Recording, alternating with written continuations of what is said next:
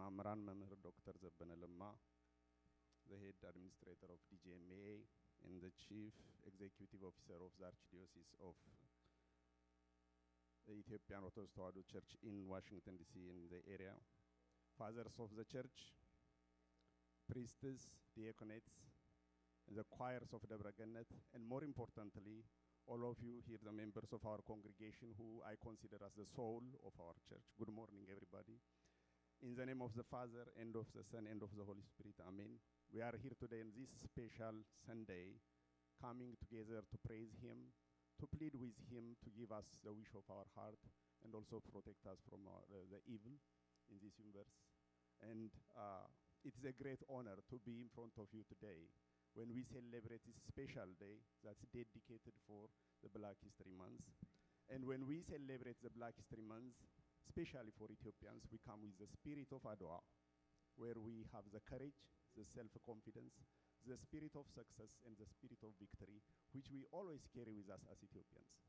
Today, we have among us Professor Gacho from Chicago University.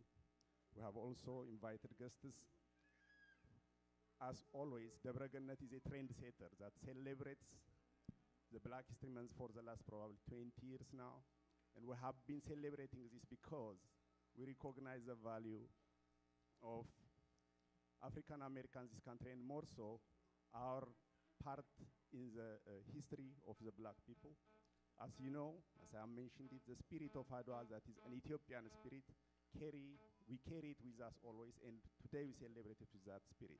Adwa for us is a declaration of freedom. Adwa for us, yes, because of Adwa, the backbone of colonialism is broken once and for all, and because of it, it has become the inspiration for all Black people in the world, including African Americans here. Because of Adwa, it's a philosophy that makes the European-centric universe change its dimension, and we consider Adwa to be a paradigm shifter. It's a philosophy of freedom. It is a principle that makes the world tremble again. Because of Adwa, the government of Italy had to change itself. A new government has to be in place because they consider that defeat to be an ultimate defeat, not just on Italy, but also all white colonialists. And it has been, as I said, trendsetter for all of us. Since then, the world considered Ethiopia even different, and in 1906, all European countries come together to sign with Ethiopia as an independent country. Of course, that spirit, we carry it today with us, especially as we celebrate this Black History Month. The Black History Month is a history of Africans, African Americans more importantly, for what they have gone through in this country and for the victories that they have achieved in liberating themselves from slavery and everything else that has been put on them. This, yes, I think it's important that you are there. The significance of this month is to show that Africans, like everyone else in this country, they built this country, and they have rightful place in this country, and their history has to be recognized like all parts of American history. There is no way there will be American history without the history of Black Americans in this country. So they deserve their right place in this country. That's what we deserve. Again, three things we need to know about this celebration is: one, it is a recognition of what African Americans have gone through.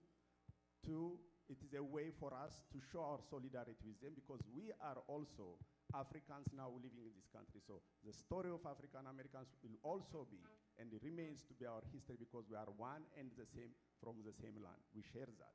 And one thing that we don't have to forget is the struggle continues. Just about 4 years ago, May 2020, we remember the story of George Floyd, who died after a police put his foot on him for 9 minutes. That is a reflection of what is still persistent in this country about Black people. We need to keep fighting. That is what Black history signifies. In short, as we celebrate Adwa, we also celebrate Black Africa history. We are part of this history. We remain to be. We continue the spirit of Adwa, the courage, the self-confidence, the victory, the success, that's going to be remaining. In that, I'm going to finalize my speech by reading you a poem that I love, because for me, from Adwa, I draw energy as an Ethiopian. In the world, especially the colored people should draw that energy. That's what is being exhibited in the world. Adwa hoy hayl hunen.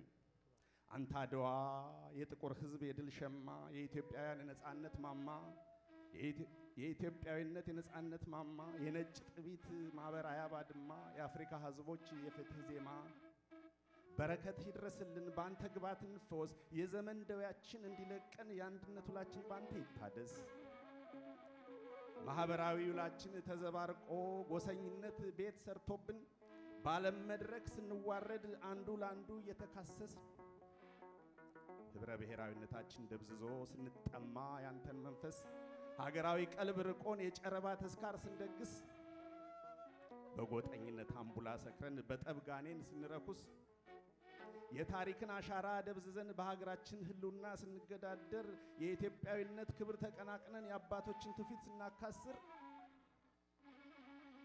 ቅኝ ገዢዎችን ባዋረድንበት ወንድም ለወንድም ስንቀባበር የዘመነ ረድኤት ጎሎብን ተርበናል ያንተን ድግስ ማንነታችን ተልወሱሶ አስፈልጎናል ያንተ ሞገስ አድዋ ሆይ አንተ ታደገን ከቅሌት መገድ እንመለስ ያንተን ቅኝትን ዘምር ትሩፋትን እናወድስ አንጸባርቀው ለትውልዱ አንተ አፍሪካ ጥቁር ኒሻን ጨለማውን ግፈፍልን ብርሃን ይድረስልን አድዋ ሆይ ድባብህ ይገለጥ በሕያው ስምህ ሕያው አድርገን አንተ አድዋ የታሪክ ፈርጥ የህልውና ማጽኛ መልህቃችን የነጭን ቅስም ያደቀቅንብህ የጣሊያን ቅዠት ማጥንታችን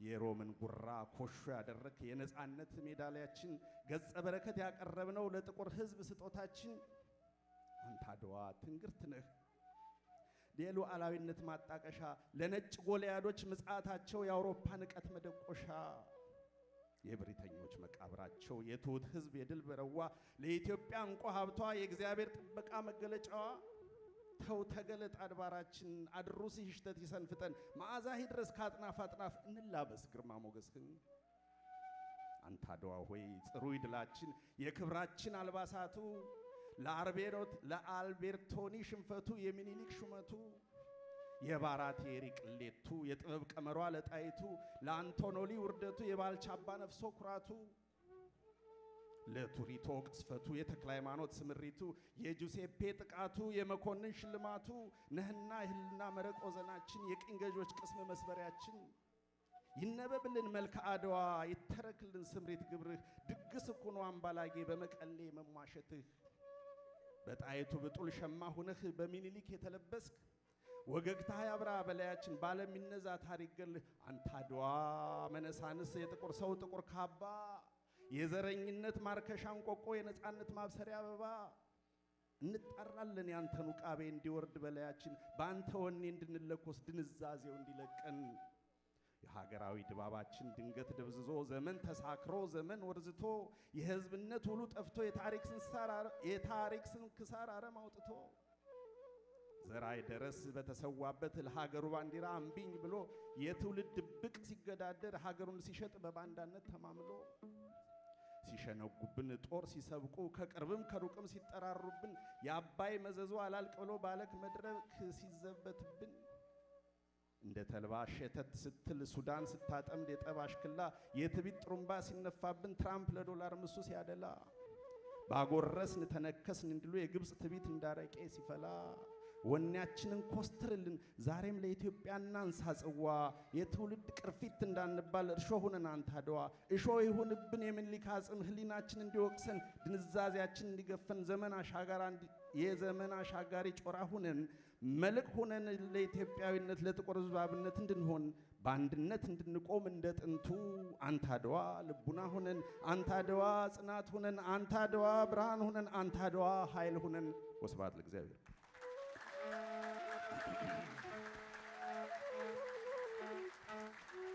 ቃለ ሕይወት ያሰማልን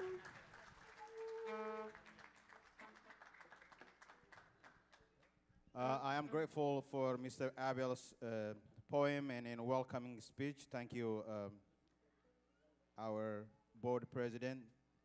And members of our church, one thing I forgot, well, I just have to mention that we have African studies students from Howard University as a guest, and I'll celebrate our divine liturgy in our church.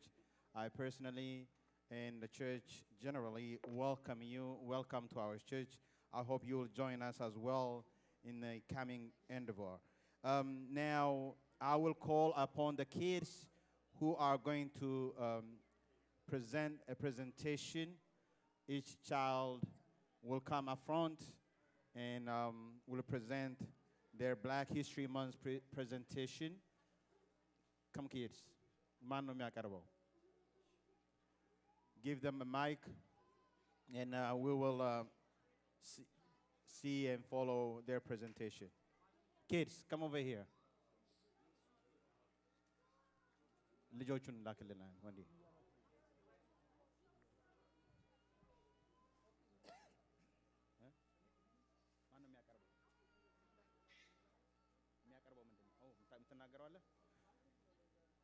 እሺ ማይክ ስጥ አሉ ወንዴ የሚናገረው ትላቀርብ ልናገር ብሎ ነው ማይኩን ስጠው ጌችዬ ወይ እሺ ንገረን ናንቺ right here come over here those of you who are presenting come over here those of you who are presenting come on mami come on why are you sitting aren't you a presenter yeah those of you who have a paper with you who are presenting come forward. You can face the congregation, not me. There you go. One day. Okay. የደብራችን አስተዳዳሪ ዶክተር ዘበነ አባታችን አባቶቼ ካህናት ዲያቆናት እና የደብራችን ሜምበር የሆናችሁት ወንድሞቼና እህቶቼ ዛሬ እንደገና የብላክ ሂስትሪ ማንዝን ምክንያት በማድረግ እንደገና ፕሬዘንት እንድናደርግ ስለተጋበዝን እነዚህ ወጣቶች እፊታችሁ ቀርበው እንደገና ይሄንን ፕሬዘንቴሽን ያደርጋሉ።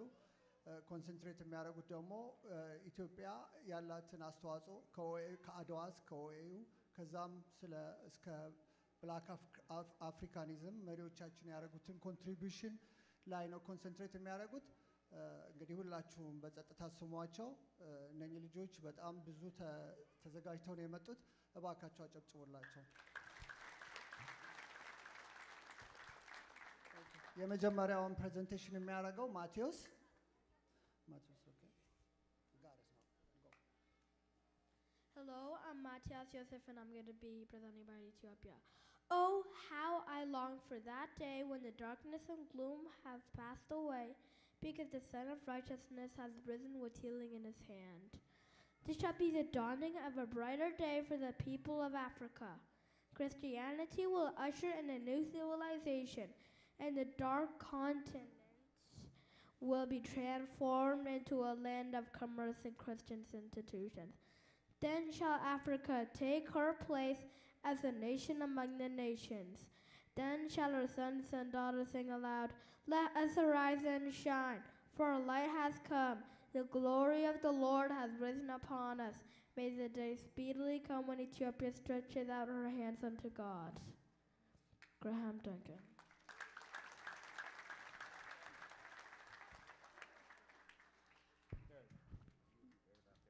My name is Ileana Gacho, and I will present key points summarized from an article called Ottawa to Black Lives Matter. Ethiopia was like a ray of sunshine in the African community. Ethiopia has spread light in the Black nations across the globe. In 1808, merchants from Ethiopia arrived in New York. They attempted to attend church services at the First Baptist Church of New York. While the merchants were there, they experienced racial discrimination that African Americans were facing. In retaliation to the segregation, the African Americans and Ethiopians created their own church in Lower Manhattan and called it Abyssinian Baptist Church. On March 1st, 1896, Italy attempted to colonize Ethiopia, but was badly defeated at the Battle of Ottawa. This became the first African victory against the European power. The victory brought pride to the African American community and was celebrated among them. The anti-colonial fight in Ottawa, resisting European power, is linked to the African American history of resistance. They were inspired by what happened in Ottawa and continued to fight for justice and equality. The events of 1896 had an impact far beyond Ethiopia.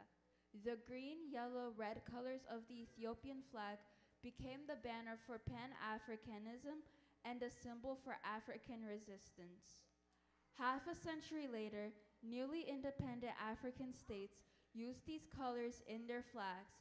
The victory of Ottawa planting new beliefs in Africa and across the Atlantic, where African Americans were being oppressed by Jim Crow laws and white supremacy.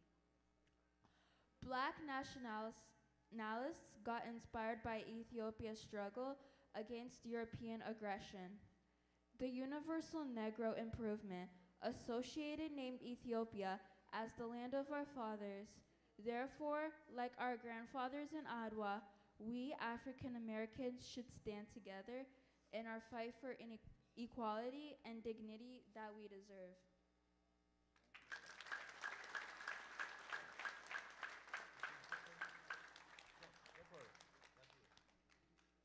Good morning. My name is Zikra Zamariam, and today I'll be telling you about Emperor Menelik II. Menelik II became Emperor of Ethiopia in 1889. Menelik was crowned King of Kings and Emperor of Ethiopia on November 3rd, 1889 at the Church of Mary on the mountain Toto.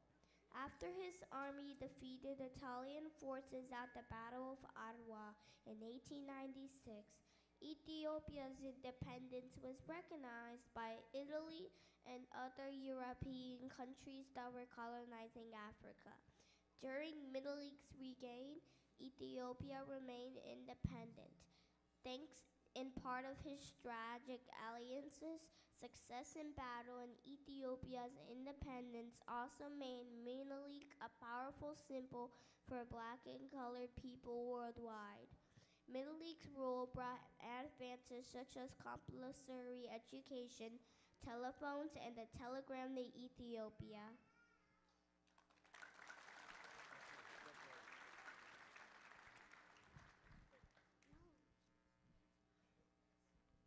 My name is Eliana Bebe, and I'll be talking about Keynote.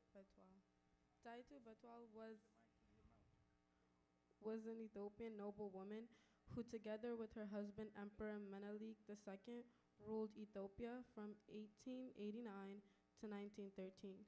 She is remembered for her resistance against and victory over the Italian colonial forces and her political power at the royal court. She is the one who chose the area of Ethiopia's present-day capital city and named it Addis Ababa. Keynote was renowned for her leading role in the war against Italy that culminated in the Battle of Ottawa. Keynote is said to have commanded 5,000 infantry and 600 cavalry in the fight against the Italians, who were trying to colonize Ethiopia. Keynote was vehemently opposed deals with Italy and the Treaty of Wachale, which effectively made Ethiopia an Italian protectorate on paper. When Menelik and Keynote finally rode into battle against the Italians, Keynote played a crucial role in strategizing and leading her troops to the front. She scored a significant victory at an Italian-built fort in Mekelle, where she defeated the Italians by cutting off their water supply.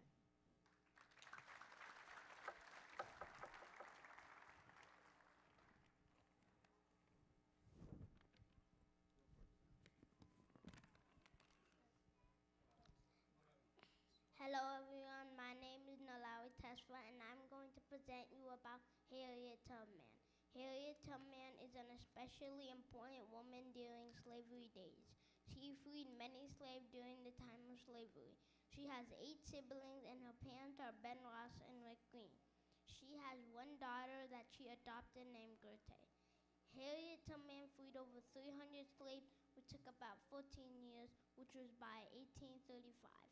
In 10 years conducting the Underground Railroad, she has made 19 trips and guided her parents, siblings, relatives, and friends. About half of the African American population of the eastern shore of Maryland was free.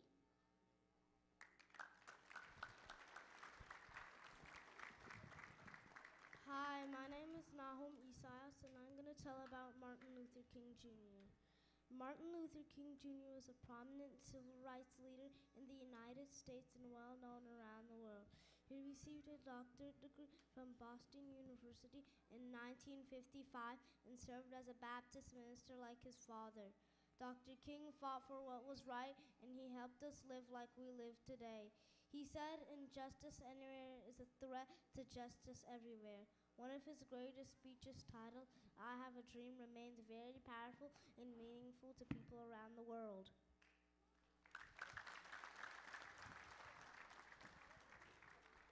Rosa Parks by Samrawit Zacharias. Born February 4th, 1913, Rosa Louise Parks grew up in a dangerous area for black and colored people.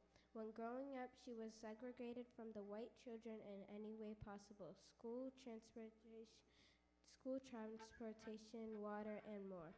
But she decided she was going to change that.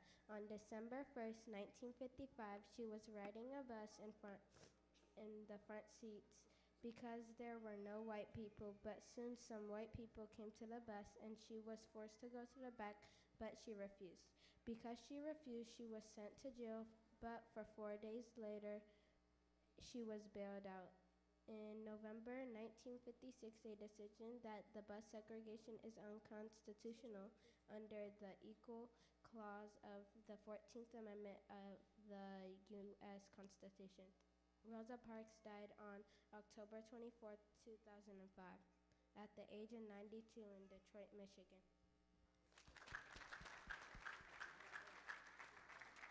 Good morning. My name is Simon Isaias, and I'll tell you about Sojourner Truth. Sojourner Truth, or Isabella, was born around the year 1797. She had around 12 siblings. She was sold for the first time when she was 9 years old. Isabella married a man named Thomas. They had 5 children named Diana, Elizabeth, Hannah, Peter, and Sophia. In 1817, a law passed in New York that any enslaved person born before July 4th, 1799, would have to be freed by July 4th, 1827. Soon after she was freed, she went to court to testify for her son's freedom. He had been sold out of state, which was illegal in New York. The judge agreed with her, and her son was free. Isabella became a symbol for equality and freedom. Life is a hard battle anyway. If we laugh and sing a little as we fight the good fight of freedom, it makes it all go easier. I will not allow my life's light to be determined by the darkness around me.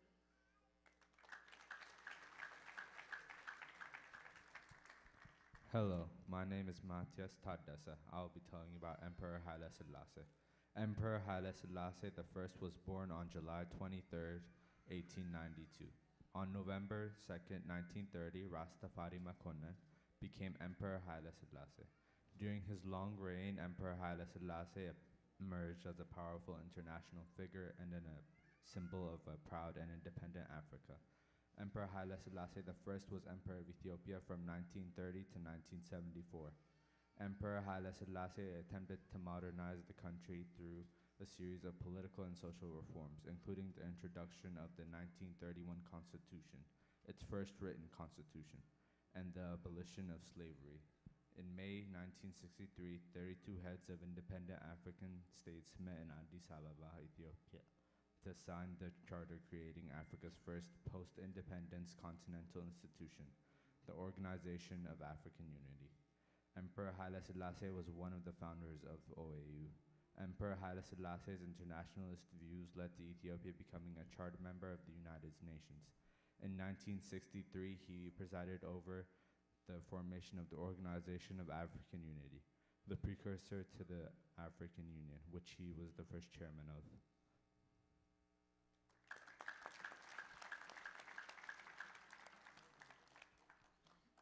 name is Matos Tesfa, and I will be presenting about Pan-African advocates. From Adwa to the OAU, Ethiopia remains a beacon of hope for black people as they struggle to regain their freedom around the world. Ethiopian political leaders like Menelik II and Emperor Haile Selassie contributed significantly to this struggle for freedom. Menelik II fought the fascist Italian dictator Mussolini in Adwa, while Emperor Haile Selassie played a pivotal role in convincing many African leaders to establish the OAU. After this organization materialized, the concept of Pan-Africanism grew rapidly. Under the banner of Ethiopia, a resurgence of Pan-Africanism called for the political unity of all peoples of African descent, regardless of nationality, creed, or language. Pan-African advocates include leaders such as Toussaint Louverture, Jean-Jacques Dessalines, Henri Christophe, François Duvalier, Aim César, Emperor Haile Selassie, Edward Wilmot Blyden, Nnamdi Azikiwe, Patrice Lumumba, Julius Nyerere, Robert Sobukwe, Ahmed Sékou Touré, Kwame Nkrumah, King Sobhuza II, Robert Mugabe, Thomas Sankara, Kwame Ture, Dr. John Pombe Magufuli, Muammar Gaddafi, Walter Rodney, and Yoweri Kaguta Museveni, just to name a few. Thank you for listening to us present about Black History Month and እግዚአብሔር ይስጥልን. Thank you guys.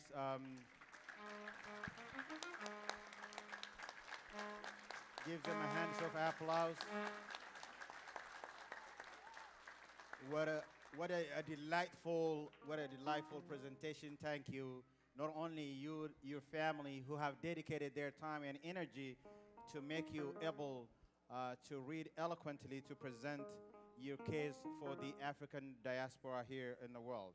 May God give you the wisdom, the power, and the love to serve and to worship Him throughout your years. እግዚአብሔር እድሜያችሁን ሁሉ ይባርክላችሁ.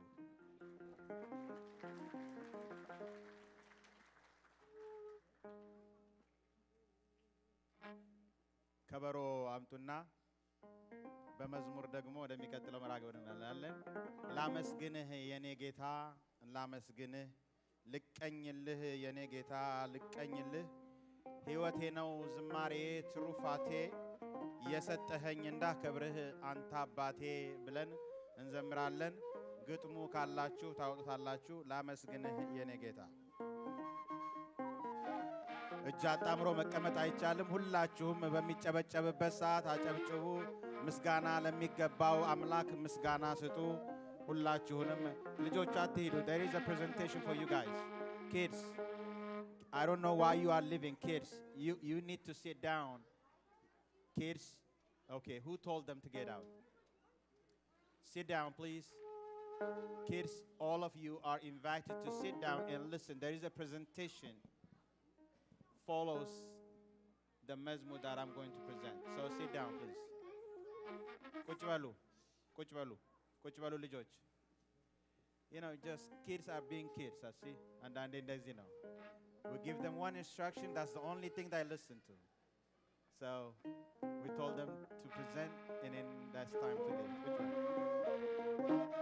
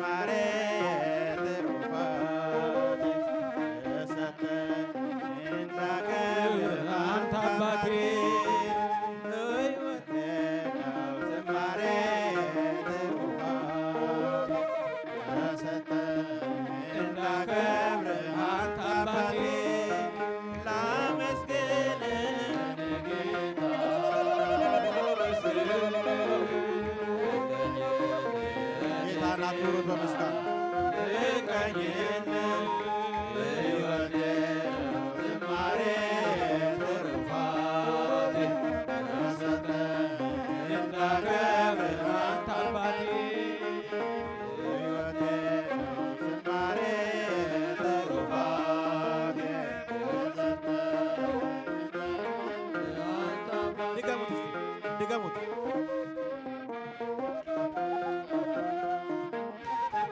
ቆይ ቆይ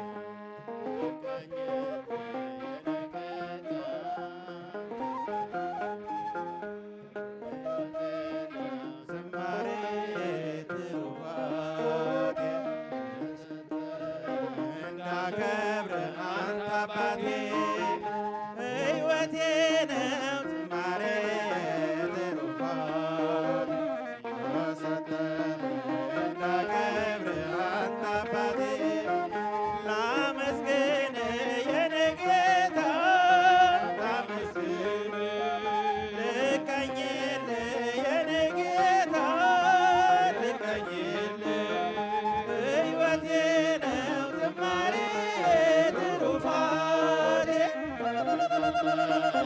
እንዳከብር አንተ አባቴ ሕይወቴ ነው ዝማሬ ትሩፋቴ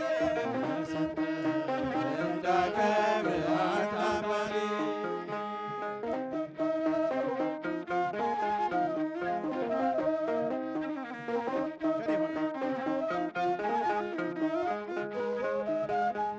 ከኔ ሆነኝ መስጠትህ ባይኖረኝ ከሰጠኸኝ ከመስጠት አይከብደኝ ጥበቤ ነህ ምስጋና መሰረቴ ዝማሬ ያፈሰስከው በሕይወቴ አንደበቴን የቃኘኸው ለምስጋና ይኸው ውሰድ ቅኝትህን እንደገና አንደበቴን የቃኘኸው በምስጋና ይኸው ውሰድ ቅኝትህን እንደገና አመስግን የኔ ጌታ አመስግን ልቀኝልህ የኔ ጌታ ልቀኝልህ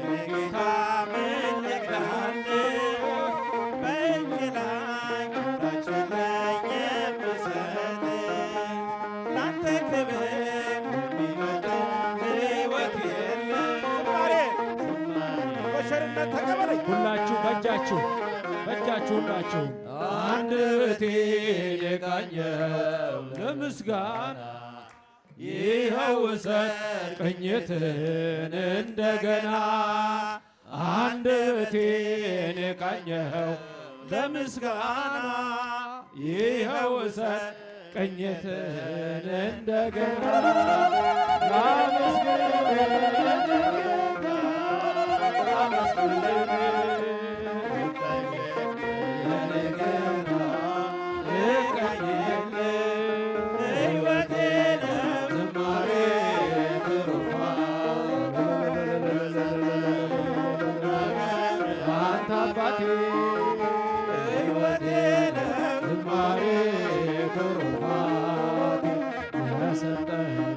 እንዳከብር አንተ አባቴ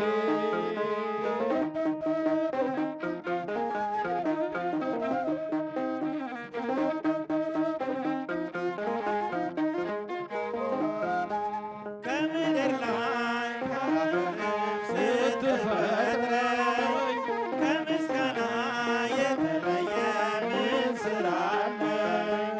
ቀንና ሌት በመቅደስህ እኖራለሁ አምላኬ ሆይ ሳወድስህ ሁላችሁ አንደበቴን የቃኘኸው በምስጋና አንደበቴን የቃኘኸው በምስጋና በእጃችሁ ይኸው ውሰድ ቅኝትህን እንደገና አንደበቴን የቃኘኸው በምስጋና ይኸው ውሰድ ቅኝትህን እንደገና አመስግን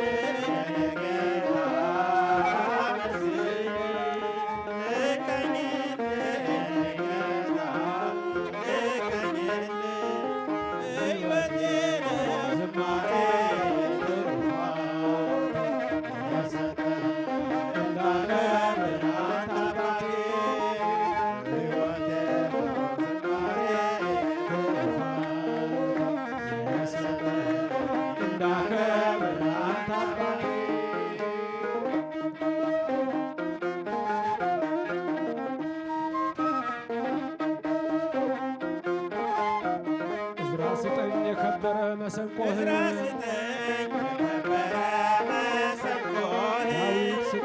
ዳዊት ስጠኝ ለውጥ በገናህን መዝሙርን ተምሬአለሁ ከአባቶቼ ዘምራለሁ።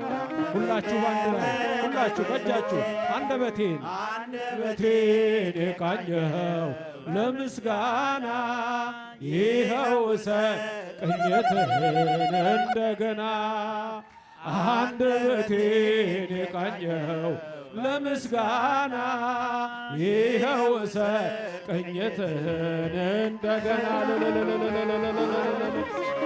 የኔ ጌታ አመስግን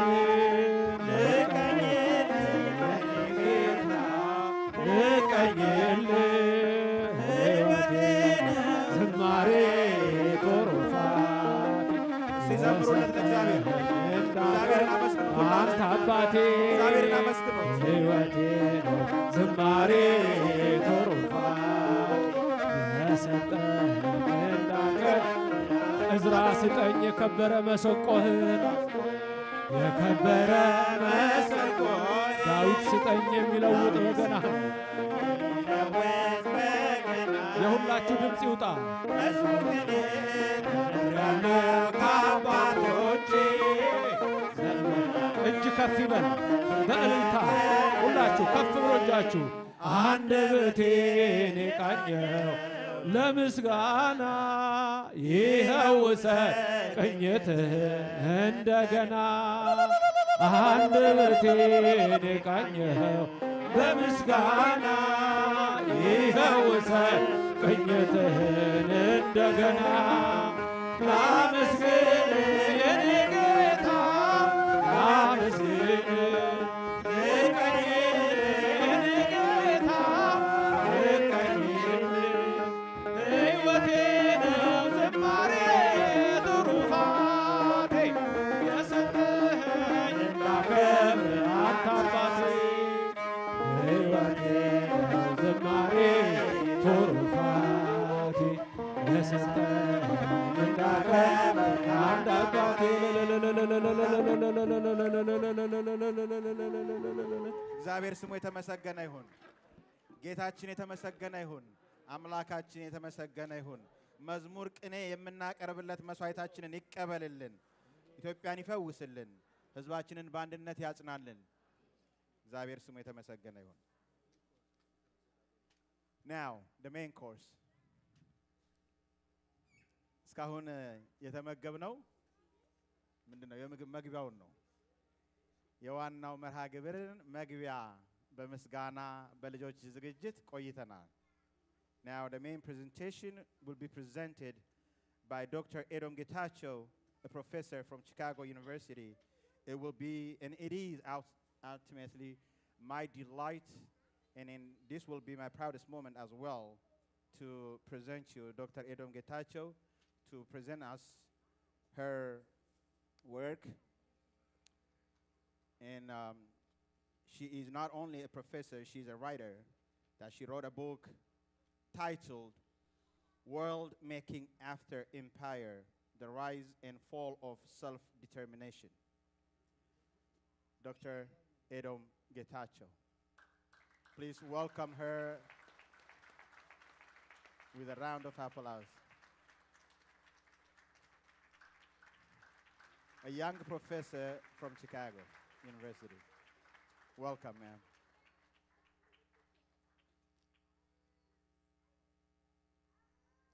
That will be your Thank you.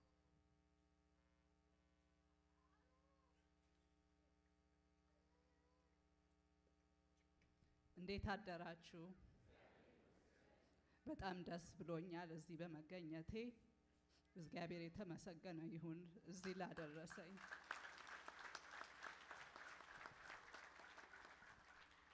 Good morning, everybody.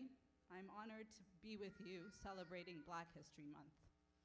My work focuses on Pan-Africanism and has long been interested in the relationship between the history of Black people in the Americas and Africa.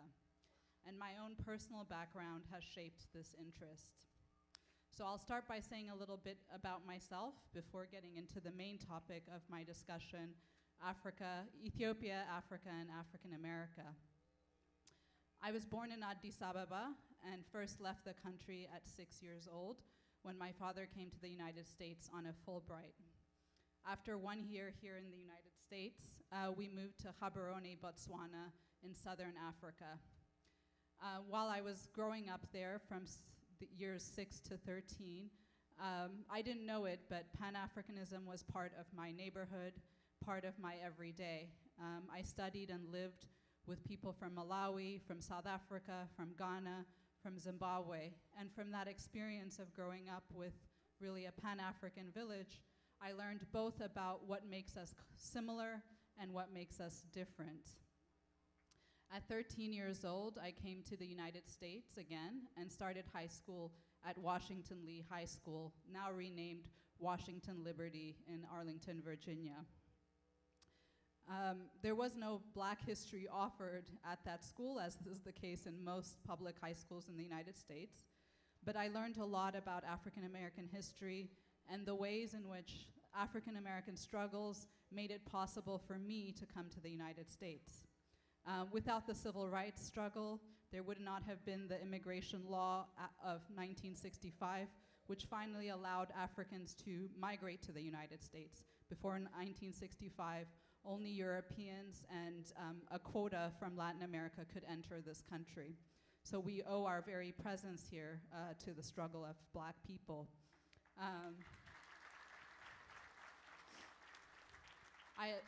The high school I attended, Washington Liberty, or Washington Lee at the time, would have been a segregated white school, again, until the 1960s. So again, because of those struggles, I was able to attend one of the best public high schools in Northern Virginia. After high school, I went to the University of Virginia and received my BA in Political Science and African American Studies. I continued on to Yale University, where I pursued a PhD in Political Science and African American Studies, and I now teach political science at the University of Chicago.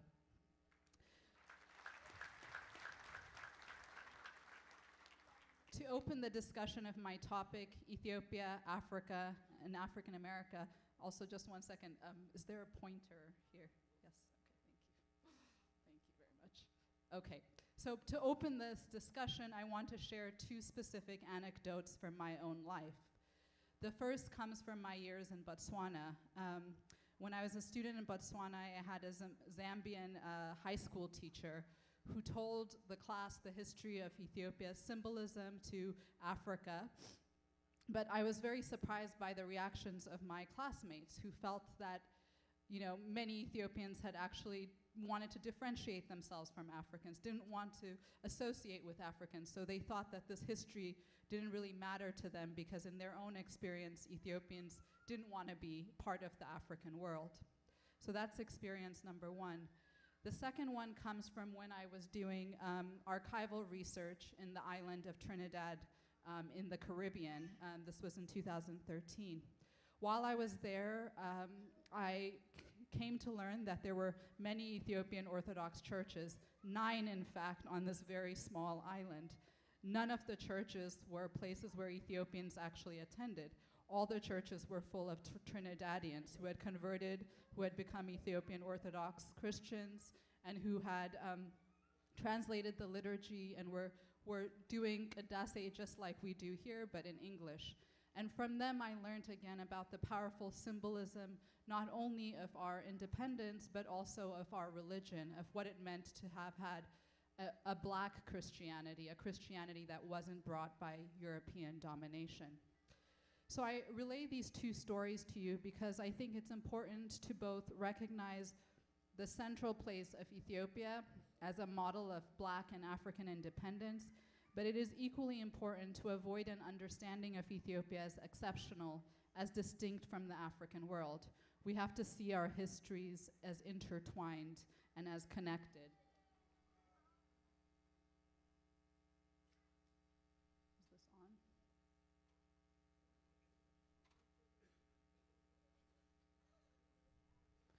Can we just change the next slide? I'll say that.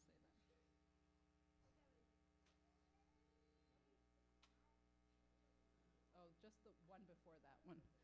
ከዚህ በፊት ሌላ አለ።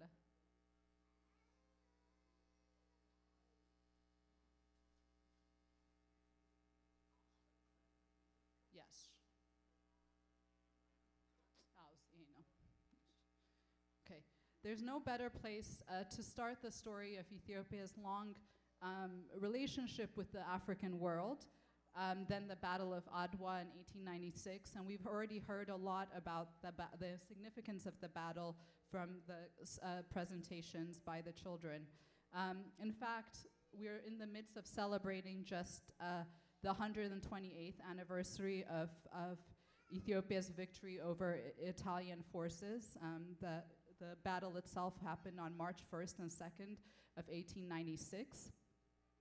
Many of you will know that this battle emerged because of an unequal treaty, the Treaty of Wuchale from 1889, which was written both in Amharic and Italian. The Italian version declared that the Empire of Abyssinia was in fact a protectorate of Italy.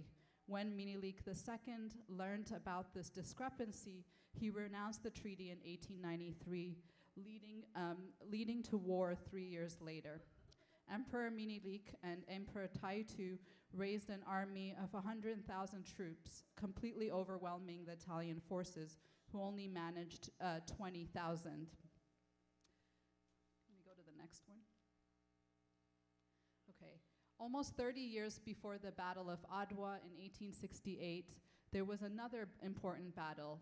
This was the British punitive expedition in which Britain sought release of missionaries to subdue the Ethiopian government. The British did manage to lay siege to Emperor Tewodros's empire, but his suicide before captivity would become an important symbol of Ethiopian independence and defiance.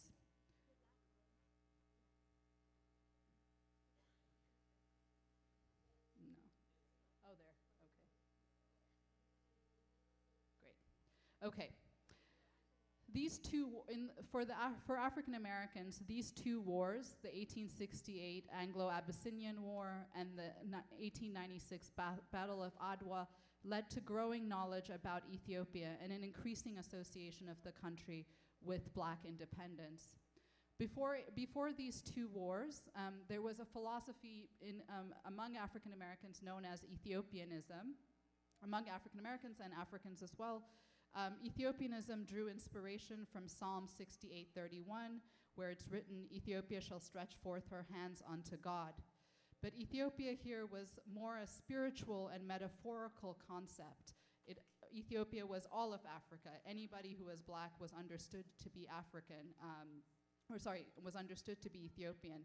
So what happens in this context of these two wars is that increasingly Ethiopia comes to be associated with the country in the Horn of Africa. So Ethiopia becomes a very concrete site and space for linking African Americans to a history of African independence. This is a book written by a fellow Ethiopian American scholar, Nadia Nur Hussein, called Black Land, Imperial Ethiopianism and African America, where she talks about how between these two wars, African American newspapers like the Colored American, the Baltimore Afro-American, the Chicago Defender come to cover Ethiopian news very seriously and consistently. Major African American authors, Paul Lawrence Dunbar, a poet of the 1890s, Pauline Hopkins, a novelist, come to write poems and novels about Ethiopia. So it becomes a way of attaching themselves to a place of independence, to a site outside of Jim Crow America. But it wouldn't be just the United States where the symbol of Adwa and the symbol of Ethiopian independence comes to be very important. In 1915, in Brazil, in Rio de Janeiro, colored or Afro-Brazilians, black Brazilians, started a magazine called O Minilik, named after Minilik. And this journal would be a place, again, where they published poetry and literature that focused on the black experience in Brazil, and they covered global black politics around the world. Actually, currently in Brazil, there's a second mini leak that has been publishing more recently. So a long history. To return again to the United States, in 1919, there was a diplomatic delegation from Ethiopia which arrived to the United States. Again, these papers, the Chicago Defender, Baltimore Afro-American, covered the experience of these diplomatic delegates very, very closely. And they were really surprised by how Ethiopians were treated with respect. They could move around. They weren't actually consigned to the Jim Crow laws that most African Americans were consigned to at the time.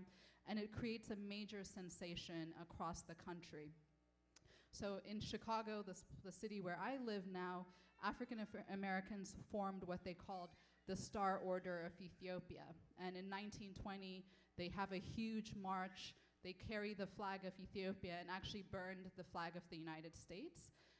And formally renounced citizenship, American citizenship, in order to claim Ethiopian citizenship, understood themselves as Abyssinians. So here the so-called Abyssinians are in fact African Americans who have claimed that they are Ethiopians and no longer Americans. But of course, the high point of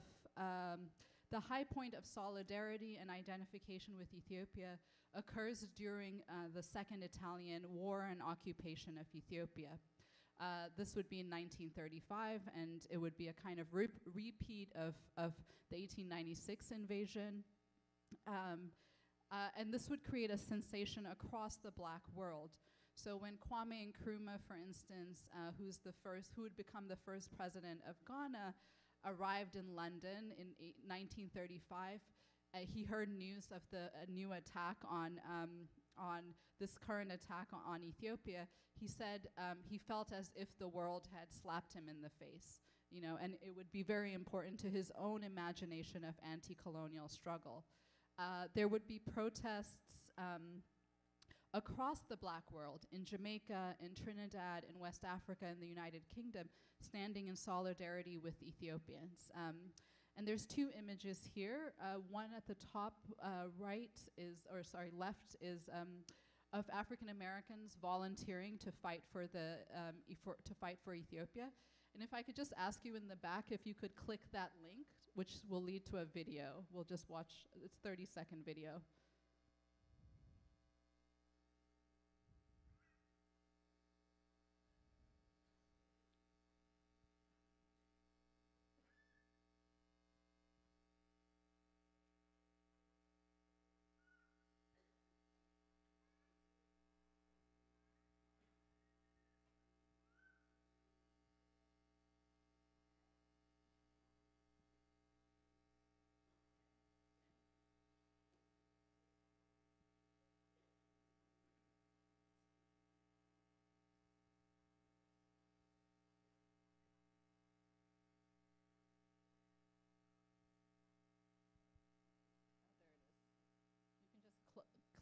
Click exit, and then you can see the video.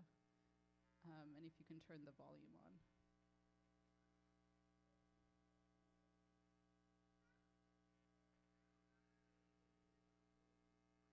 I'm not sure if it's audible, but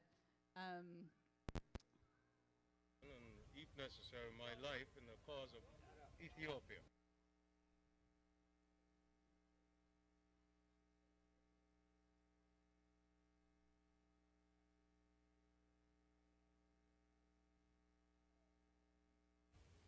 then why would you want to go in Ethiopia? Well, I feel it's my duty to give my profession and, if necessary, my life in the cause of Ethiopia. Okay, so basically, this is a very rare footage in which there's a series of volunteers who are registering to fight in Ethiopia, and he's asked what is his profession. He says he's a physician, and they ask him why does he want to go to Ethiopia, and he says he's willing to give not only his profession, but if necessary, his life in the cause of Ethiopian freedom. And this image, the other image on the right, is a very important rally in London at Trafalgar Square, where the Trinidadian Pan-Africanist C.L.R. James is addressing a crowd on the fascist invasion of Ethiopia. So far, I've only covered how Ethiopia serves as a symbol and image of black freedom for black people and around the world. And this is a message that also came through in the students' presentations today. But as I said at the beginning, it's really important not to treat Ethiopia as an exceptional or outlier country, to situate Africa, to situate Ethiopia in a wider understanding of African history. And I think there's both a tendency culturally and politically to differentiate Ethiopia from the rest of the black world, but for us it's important to avoid this tendency and situate ourselves and our history in a wider understanding of black history. So that's what I would like to do with the remaining parts of my presentation. So the first is to rethink Adwa itself. So it is true that Adwa is a very, very important, very distinct moment of African triumph and African victory over colonial rule. But it's very important to remember that the Battle of Adwa happens in the context of wider European imperial expansion in Africa, and as a result also of wider African resistance to European powers. So the 19th century is a period in which European traders are moving from the coast. They had trading posts on the coasts of West and Southern Africa for centuries at that point. They're moving towards the interior. They're trying to claim land. There's a very famous conference in 1885 at the Berlin Conference where Europeans carve Africa among themselves. And Italy's incursion into Ethiopia occurs in this context. So there's also, this list generally is about of many different African struggles for independence around the same time. So by the time the Battle of Adwa happens, the Ashanti have engaged in 5 separate wars with the British, the first 4 of which they in fact won or reached a stalemate with the British. In 1879, the Zulu have defeated the British Empire as the British Empire is trying to expand into South Africa. The Mahdist War is an attempt by Sudan to maintain its independence. So when we look at Adwa within this context, we see that Ethiopia is part of a wider African project of trying to maintain its independence. And we happen to be the ones that won, but we weren't the only ones that struggled in this period. Similarly, there is a way that we very importantly emphasize our non-colonial status, that Ethiopia was the only country that didn't succumb to European colonization, except for that brief period between 1935 and 1941. Again, while I think that's a very important part of our history, it's important to note the ways in which we also share a history of racial inequality and hierarchy. That, for instance, I already named the Treaty of Wuchale, but there was a series of unequal treaties that Ethiopia was forced to sign, and that inequality, that structure of making African sovereigns sign unequal treaties was the strategy of colonial rule all over Africa. So it's the same, mechanism that many other states experienced in this period. Similarly, when we entered the League of Nations in 1923, and of course this is Emperor Haile Selassie addressing the League of Nations during the war, we were offered a kind of membership with strings attached. We were allowed in, but we had all these requirements and expectations that were very different from the rest of the members of the League of Nations. And this experience is exactly the experience of Haiti and Liberia, which were also members of the League of Nations at the same time. That status of inequality and hierarchy, which we were subject to, just like other African states and Caribbean states, is what made it possible for Italy to launch its invasion in 1935. And it's also important to note that the first opposition to the Italian invasion of Ethiopia in the League of Nations was actually voiced by the Haitian diplomats in the League of Nations. So they understood that what was happening to Ethiopia was something that had just happened to them. The US had occupied them for 15 years at the time. So again, I think putting ourselves in relation to other African and Caribbean states, we can begin to see how we're more connected than different. My last example will be from the Ethiopian Revolution. This is, of course, 2024 is the 50th anniversary of the Ethiopian Revolution in 1974. The revolution is largely thought to have begun with the Ethiopian students' movements of the late 1960s and early 70s. The kind of growth of the Ethiopian student movement, both in Ethiopia and in the United States and Europe, learned directly from the struggles for freedom around the African world.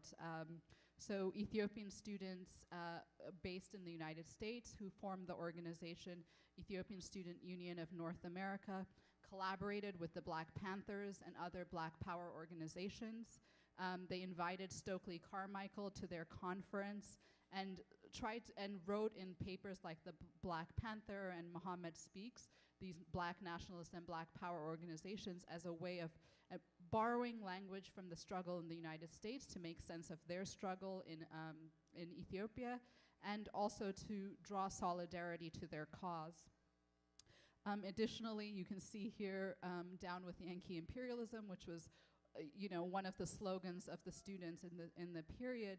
And this was a way for the students to begin to understand Ethiopia as a neo-colony, as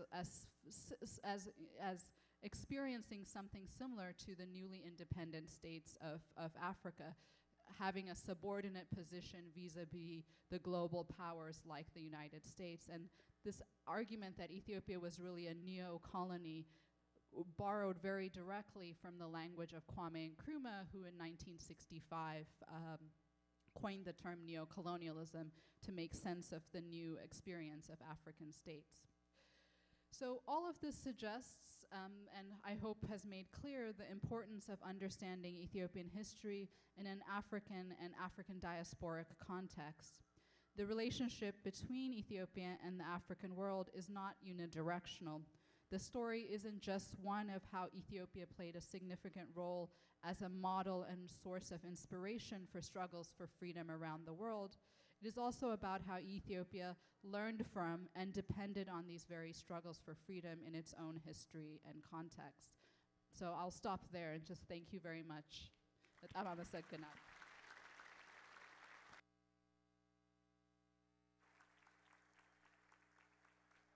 ቃለ ሕይወት ያሰማልን። ቃለ ሕይወት ያሰማልን። Thank you so much, Dr. Gacho, a professor from Chicago University, for this eloquent presentation about our history and the relationship between us and the rest of African Americans and Africans throughout the world. እግዚአብሔር እድሜሽን ሁሉ ይባርክልሽ፣ ቤተሰብሽን ሁሉ ይባርክልሽ።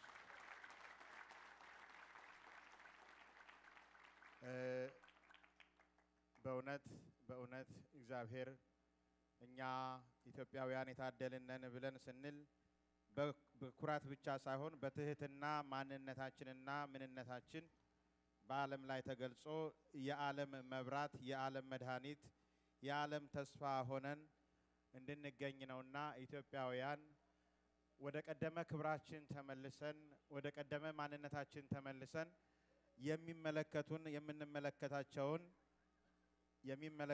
የምንመለከታቸውን በደንብ እያስተዋልን ኑሯችንን እንኖር እላለሁ። እንዲህ ምንኖር ከሆነ አሁንም ኢትዮጵያ will be the beacon of freedom for every nation። እግዚአብሔር ይርዳን ሁላችንንም። ሙዳየ ምጽዋት እና ሙዳየ በረከት አሁን ይዞራል። ከዛ በፊት ዝማሬ እንዘምራለን። ሙዳየ ምጽዋቱ ይቆያልና መዝሙር እንዘምራለን። እንደ እግዚአብሔር ያለ ማን አለ? እስቲ ሁላችሁም ተናገሩ። እንደ እግዚአብሔር ያለ ማን አለ? ማንም የለም። እና እልል በሉ፣ አመስግኑ፣ ቁሙ ለምስጋና እያልን እንደ እግዚአብሔር ያለ ማንም የለምና እልል በሉ፣ ቁሙ ለምስጋና ብለን እናመሰግናለን። እዛው ባላችሁበት ግን ከናንተ የምፈልገው በተለይ ከወንዶች አይ ነው እኛ ያበሻ ኩራት አለብን። እንዴ እጅ አጣምሮ ተቀመጡ ብለን ስላደግን ቤተክርስቲያንን መተን እጃችንን አጣምረን ነው የምንቀመጥ። አሁን ፈታ አድርጉት፣ ፈታ በሉ። ቤቷችሁ ብቻ አይደለም ፈታ ዘና የምትሉ እዚህም ለምዝማሬ ፈታ እጃችሁን አድርጉ፣ አጨብጭቡ፣ እንዘምር፣ እናመስግን። እህቶች በደንብ እየበለጧችሁ እያየው ነውና አንዳንዶቻችሁ ትርኢት የምናቀርብ እየመሰላችሁ ነው መሰለኝ እንዲህ ብላችሁ ነው የምታዩት። የሁላችንም የምስጋና ጊዜ ነው። እናመሰግናለን። እንደ እግዚአብሔር ያለ